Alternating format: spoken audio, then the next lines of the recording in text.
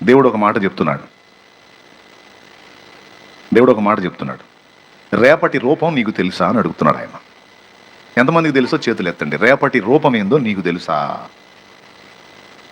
అంటే, రేపటి రూపం అంటే ఏంటో తెలుసా? నేను అడిగిన ప్రశ్న అర్థమైందా మీకు? రేపు ఎలా ఉంటుందో నీకు తెలుసా? రేపటి రూపం నీకు తెలియనప్పుడు, దాని విషయంలో నీ క్లారిటీ లేనప్పుడు నువ్వెందుకు నీ సొంత ఊహలతోకి వెళ్ళిపోతావు? ఇప్పుడు ఎక్కువ శాతం మంది రేపటిని గురించి నెగిటివ్గా ఆలోచించుకుంటారు. అబ్బో రేపు ఏం జరిగిద్దో. కొంతమంది ఇప్పటి నుంచి డబ్బులు దాచి పెట్టుకుంటారు, రేపు పెద్ద రోగం వస్తే చూపించుకోవాలని. గ్యారంటీగా సంభవించింది. అదే భవిష్యత్ జాగ్రత్త కోసం బ్రదర్, భవిష్యత్ జాగ్రత్త పడు కాదంటలేదు.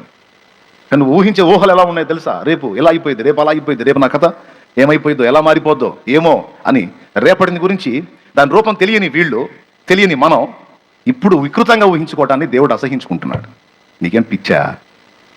నెగిటివ్గా ఎందుకు ఆలోచించుకుంటున్నావు? నిన్న బాగుంది, నేను తోడై ఉన్నాను. నేడు బాగుంది, నేను తోడై ఉన్నాను. రేపు నేను ఉండనా?